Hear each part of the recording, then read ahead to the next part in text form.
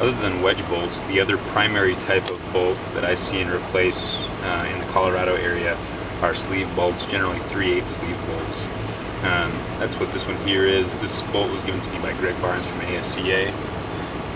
It takes a few more steps to get these out, and there's a few different ways to do it. Starting off, loosening the bolt head.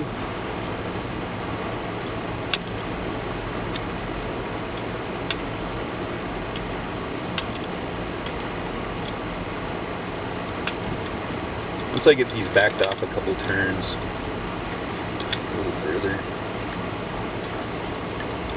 I knock it down into the hole. Similar to releasing the wedge from the expansion clip in a wedge bolt, on this, once that bolt is tightened, the cone is pulled up into the sleeve, and when we loosen it with some rust and corrosion and grime in there, it's going to stay in place. So when we knock it, we're pushing that cone back out of the sleeve and taking tension off the sleeve. That'll help us get the sleeve itself out in just a minute.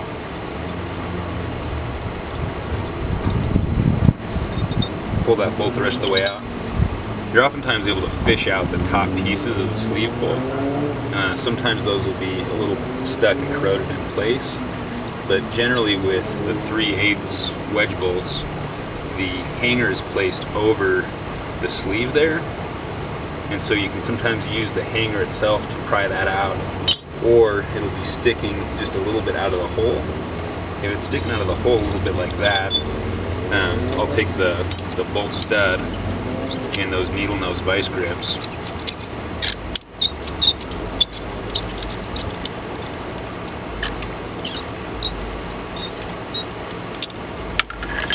and sliding that in so that there's something to keep the sleeve from just collapsing. Grab those with the vice grips and kind of rock it and twist it to get that to pull out. Now that oftentimes works pretty well when there's the upper sleeve portion there. So in the bottom of the hole there's still the expansion section on the sleeve, and it's probably an inch down below the surface. Sometimes I'll just drill straight through that if the bolt is really old and rusted. I prefer to be able to get it out cleanly, not use up a bunch of drill power trying to drill through that. So to get that out, we'll take our tap. It's a 3/8 by 16 tap.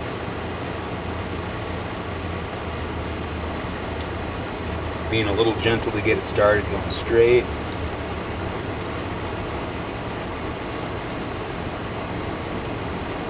And on a new bolt, sometimes that piece of sleeve will just spin in the hole.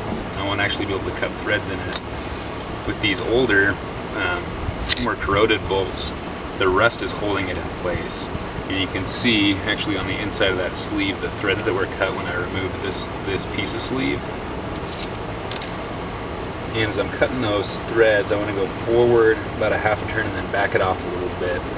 And the reason for doing that is that the tooth on the tap is cutting a chip of metal forward, and that'll build up resistance. And backing off a little bit, the tooth in front comes back and cuts that off, so we're not pushing that chip forward.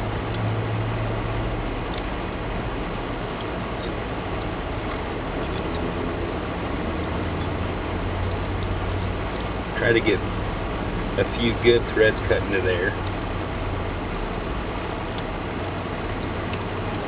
You can back the tap out.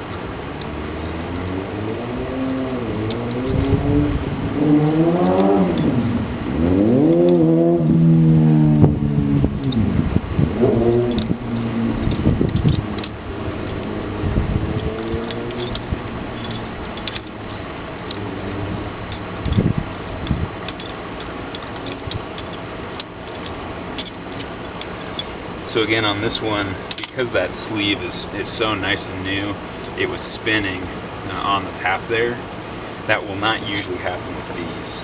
And if it does, you can kind of use the tap to wiggle it back and forth to pull it out. That's pretty uncommon that those pieces of sleeve will come out so easily. So now we'll take this draw stud. It's a 3/8 by 16 stud. This is a Dorman double-ended stud.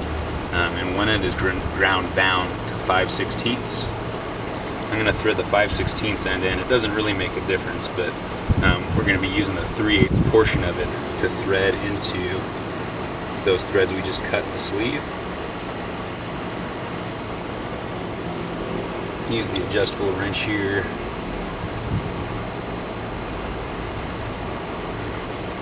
And I want to be a little bit gentle.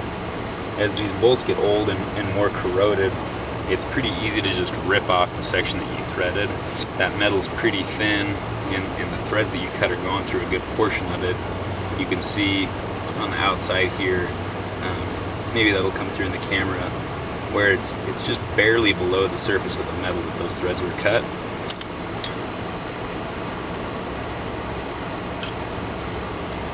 And once we've got a pretty good,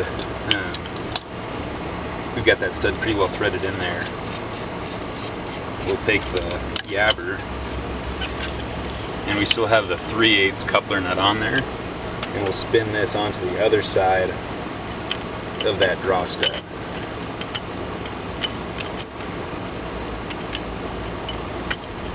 I'm going to thread it pretty deep into that coupler, just that there's more room in the tool's throw.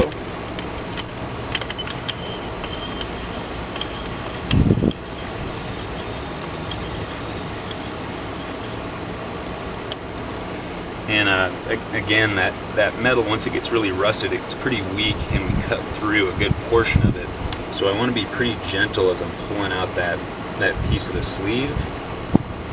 If I jerk this, it'll oftentimes just rip that off, and you have to go back in a few times tapping it. Now that may happen anyway if the bolt's pretty old and rusted. This one feels like it's coming out.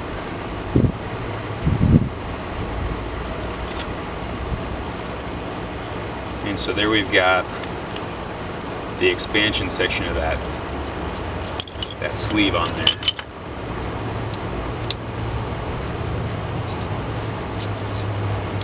Now at the very bottom of the hole, you still have that cone, and the cone itself is threaded to 5/16.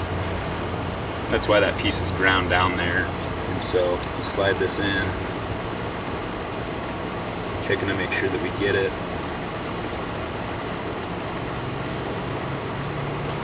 Again, you can use the adjustable wrench to tighten this down.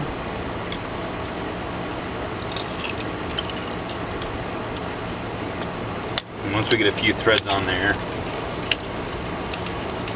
extend the tool again.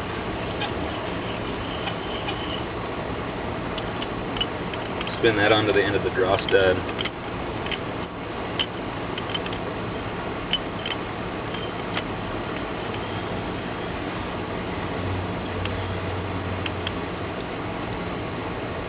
And then start pulling out that cone at the end of the hole.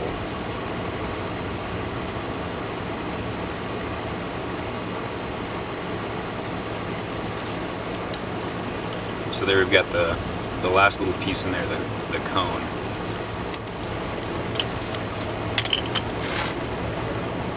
There's a little piece of plastic in that. That'll oftentimes come out with the cone. On this one it's still on the bottom, but that's easy to drill through when we drill and expand that hole for the big bolts.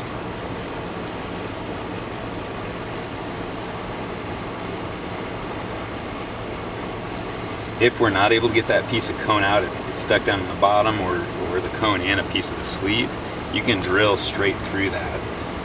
If you're doing that, it's good to kind of peck at it, grind up that metal a little bit, and then this is like a magnetic tool grabber, and you can use that to get down into the bottom of the hole and fish out those little pieces of metal. There's actually a little bit of metal probably that ground off when we were driving the bolt in there, pulling it out. But if you leave all those chunks of metal in there, the end of the bit can get pretty hot, and it's more likely to bind up in the hole, and then you have to use your vice grips or something else to manually rock that drill bit out of there. So it's good to kind of peck at it, go a little bit, then fish out those pieces of metal, and go back to drilling a little bit, making sure that you're staying in line with that original hole.